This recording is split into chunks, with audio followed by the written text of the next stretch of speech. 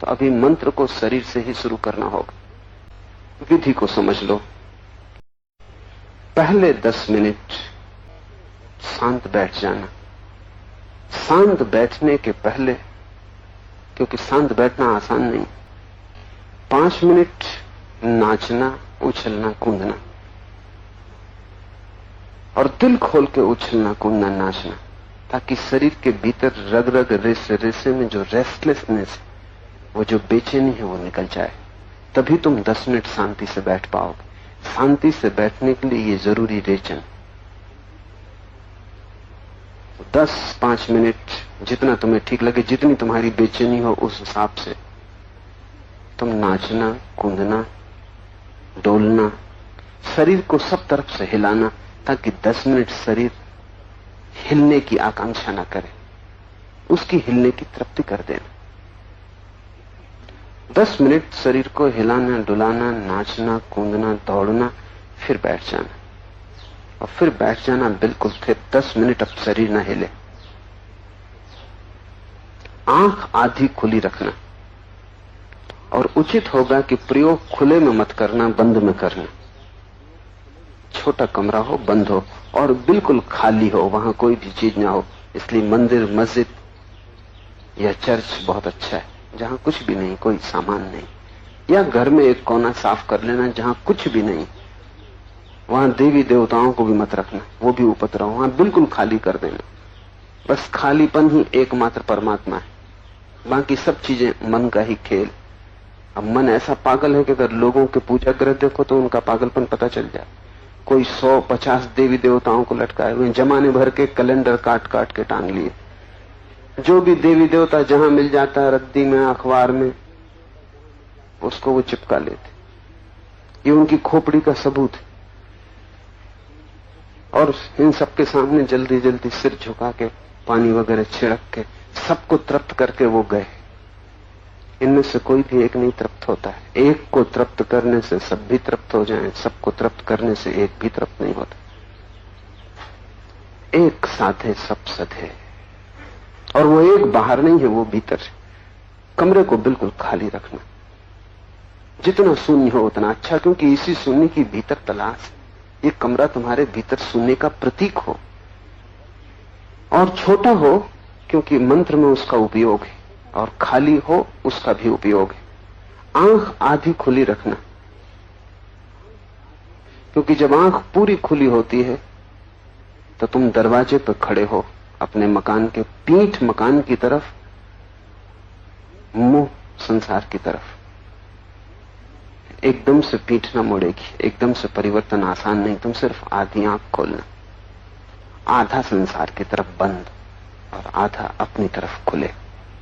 आधी आंख खुले होने का यही अर्थ है कि आधा संसार देख रहे हैं, आधा अपने को। यहीं से शुरू करना, और जल्दी की कोई आवश्यकता नहीं। आधी आंख जब खुली होती है तो तुम एक तंद्रा जैसी स्थिति अनुभव करोगे।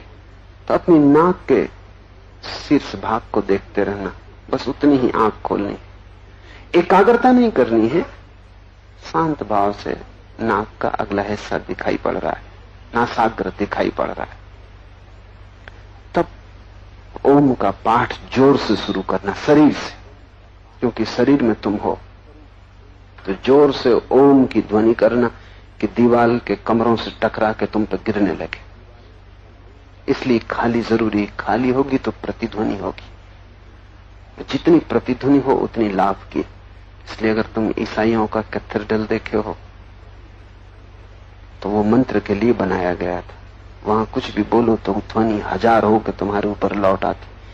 हिंदुओं ने मंदिर बनाया था अर्ध व्रत में, सिर्फ इसीलिए कि उसकी गुंबज में ध्वनि टकरा के वापस लौट आएगी। व्रताकार वस्तु से कोई भी ध्वनि बाहर नहीं जा सकती, भीतर लौट आती। वो मंत्र के लिए था।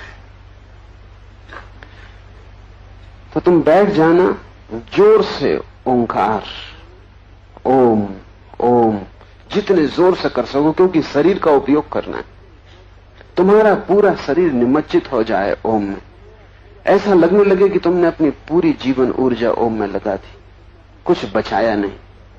जैसे इसी पर जीवन मरण टिका है, इससे कम में मंत्र पूरा नहीं होता। ऐसे धीरे धीरे मुर्दे की तरह कहते रहो आधे आधे, उससे हल न होगा। समग्र भाव से, जैसे कि इसी पर निर्भर है कि अगर तुमने पूरी तरह ओम कहा तो ही तुम बचोगे, अन्यथा मर जाओगे। दांव पर लगा देना। जैसे सिंहनाद होने लगे, आधी आंख खुली आधी बंद, जोर से ओम का पाठ। और ध्यान रखना जैसे कोई पत्थर फेंकता है शांत झील में, लहरें उठती हैं चारों तरफ चली जाती, ऐसा जब तुम ओम कहोगे, तुमने एक पत्थर फेंका उस शांत शून्यता में कमरे की, चारों तरफ किरणें फैली, ध्वनि गई, टकराई, वापस लौटी। और तुम इतने जल्दी ओम कहना कि ओवरलैपिंग हो जाए, एक मंत्रोच्चार के ऊपर दूसरा मंत्रोच्चार हो जाए, ओम ओम ओम। दो ओम के बीच जगह मत छोड़ना, पसीना पसीना हो जाना, सारी ताकत लगा देना। थोड़े ही दिनों में तुम पाओगे कि पूरा कक्ष ओम से भर गया। तुम पाओगे कि पूरा कक्ष तुम्हें साथ दे रहा है, ध्वनि लौट रही। अगर तुम कोई गोल कक्ष खोज पाओ तो ज्यादा आसान होगा, अगर गुंबद वाला कक्ष खोज पाओ तो और भी आसान होगा। बिल्कुल कुछ भी ना हो, ताकि ध्वनि पूरी तरह तुम पर बरसने लगे।